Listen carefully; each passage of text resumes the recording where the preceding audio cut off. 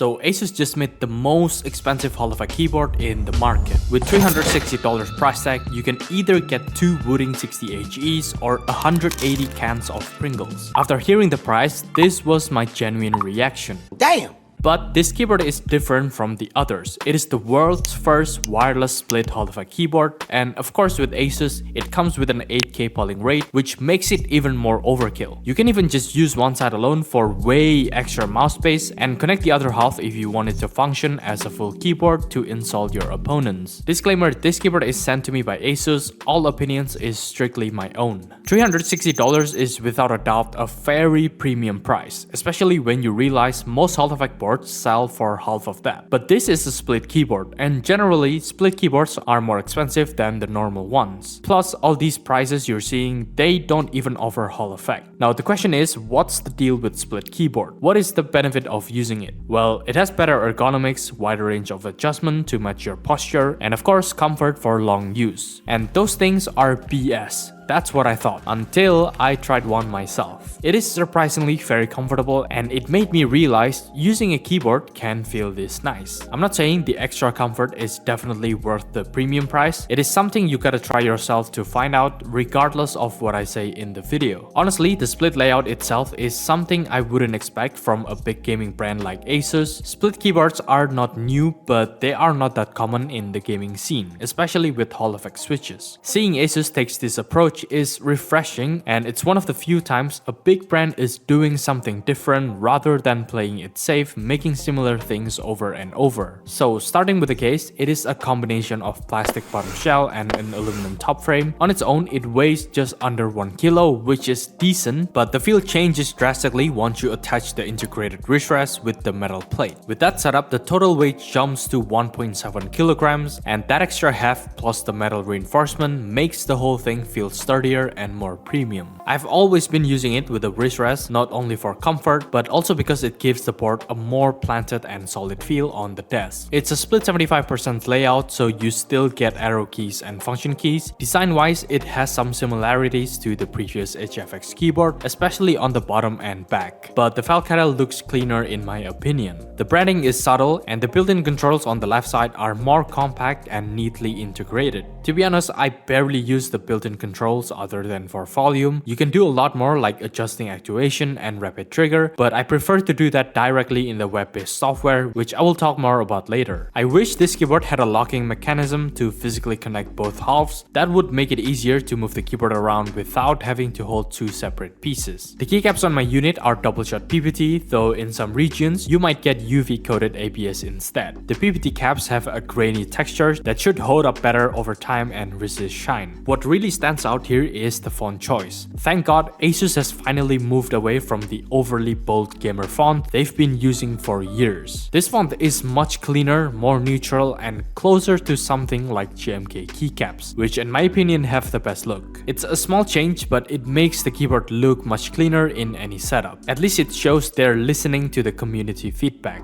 Taking the keyboard apart is simple. Remove a few screws, lift the aluminum top, and you will see a straightforward tray mount design. The top frame also functions as the plate, followed by the switches, PCB, and then the plastic bottom case. For dampening, Asus has gone with 2 silicone pads, one under the plate, one at the bottom case, plus with Poron case foam and a PE foam sheet. Because it's tray mount, the typing feel is quite stiff. At this price point, I would prefer a soft gasket mount, but at least the split layout improves the comfort equation. Especially with the included bump-ons, I can adjust the height and tilt angles to position each half in a way that feels more natural. And of course, flipping the space bars help create a more comfortable angle for the thumb. This is my first time typing on a split keyboard, and I'm quite surprised by how comfortable and natural it is to type on. Not gonna lie, it's hard for me to get used to the split layout, but once I'm used to it, it feels very comfortable. Asus uses the ROG HFX V2 magnetic switches, an improved version of the original HFX switch, and it feels very smooth.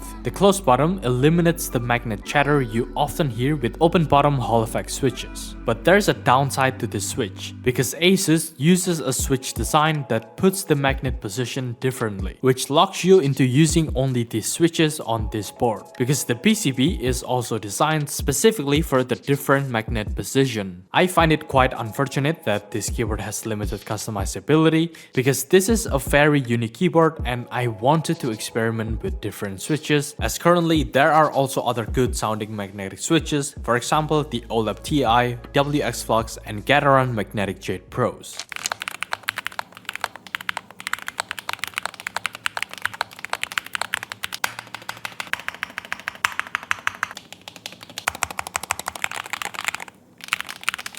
Overall, it sounds pretty good. It's creamy but slightly muted, largely due to the two silicon pads. There's not much you can do to change the sound profile, as changing the foam is quite hard with many cables to remove. I would rather stick with the stock config as it's already pretty good. Stabilizers are also well tuned from the factory, they are looped and rattle free. The ROG Falcata is the first wireless Hall-effect keyboard I've used, and the performance is very solid. You get 0.1mm actuation, rapid trigger as low as 0.01mm, and other advanced features like SOCD, which is still a broken feature in CS2 that will always get you kicked from the game. In terms of responsiveness, it feels identical to wired. On top of that, it's the only Hall-effect board right now that can do wireless with 8K polling rate. On paper, that's huge and reassuring that they provide a top-tier wireless experience, but in practice, the main thing I noticed was that I need to charge the keyboard more often. I've been using the keyboard for around 2 weeks, and during the whole testing, the wireless connection has been rock solid with 0 drops in connection. Asus claimed the battery can last up to 104 hours of normal wireless use, and that's pretty accurate because I usually charge the keyboard every 4 or 5 days. But that is still very short compared to something like the ROG Azoth, which can last 2000 hours. But given that there is no other wireless Hall-effect keyboard that can do 8K polling rate, there is no other alternative for me to compare. Now, the Gearlink web-based software is a major improvement over Armoury Crate. You don't have to install a buggy desktop app, just connect the keyboard and open it in your browser. It's a much better experience than the Armoury Crate, more responsive, and there are 6 profiles to customize. However, if I compare it to Wooting's utility, which I still think is the gold standard for software experience, Gearlink still has a lot to catch up. The biggest annoyance is having to click keys one by one when assigning actuation points or rapid trigger, instead of drag selecting multiple keys at once. And polling rate settings are oddly restricted to either 250Hz or 8K.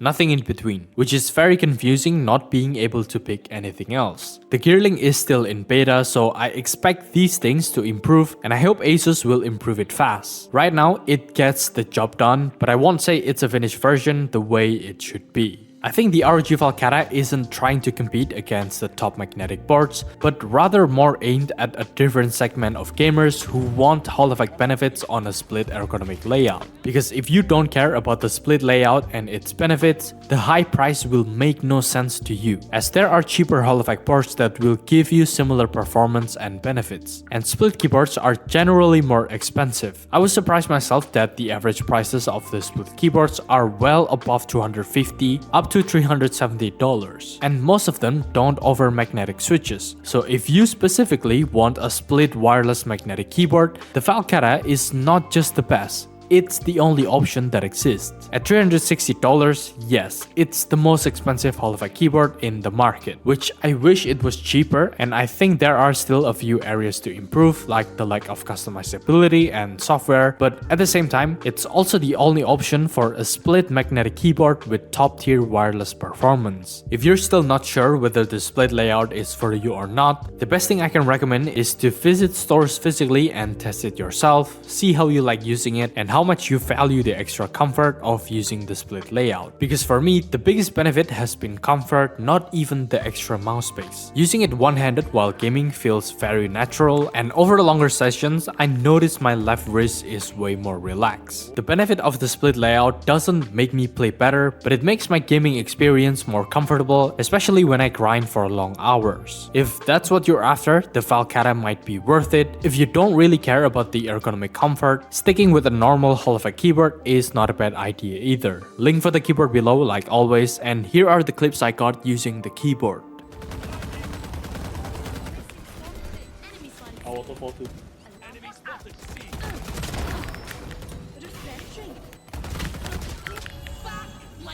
Cover me, cover me. Finish me, Reina. My turn. This side. One enemy remaining. They are. Spike carrier down.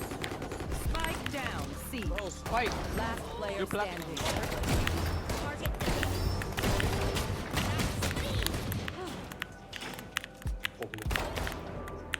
One enemy remaining.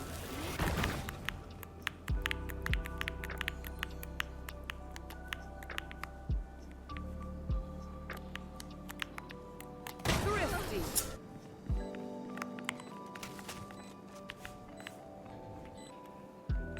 You can walk on here, you know. Hopping on yellow. Gotta go. Nice. One more. Could be Last player standing. One enemy He wants remaining. me. Careful me.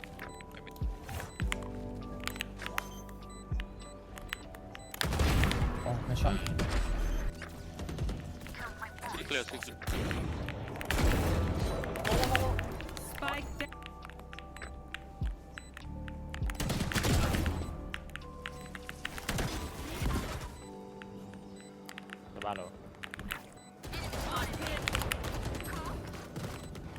Last player standing. Dizzy's up. Dizzy's down. One enemy remaining. Good. I'll take it. Last player standing. One enemy remaining. Wingman's planting. 30 seconds. Spike's digging. You think it?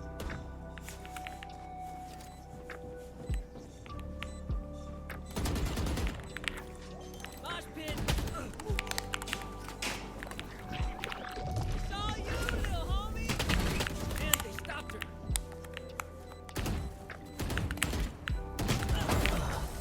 Well played. Enemy spotted. Spike down B. Reloading. One enemy remaining. Spike planted. Last player standing. Hudger. One enemy remaining. Have one of these. Reloading. Back like I Spike never down left. Enemy spotted. See, can't use that. Saw you, little homie. Spike planted. One enemy remaining. Enemy spotted. C. Nice. I'm out of here. Got you, got that. Nice drive. Too slow. Gotta go. Go B. Behind you. Going C. Two. One enemy remaining. I'm out of here. Spike planted. Let me go first. Bye bye. Gotta Behind go. you, Neil. One enemy remaining. Wait, Neil. Blank. Turret destroyed. Take it. Oh, what the fuck, kid? One enemy remaining. Hey, Yeah. Grenade out. Last player standing. oh, Jet. Oh, help me, bro.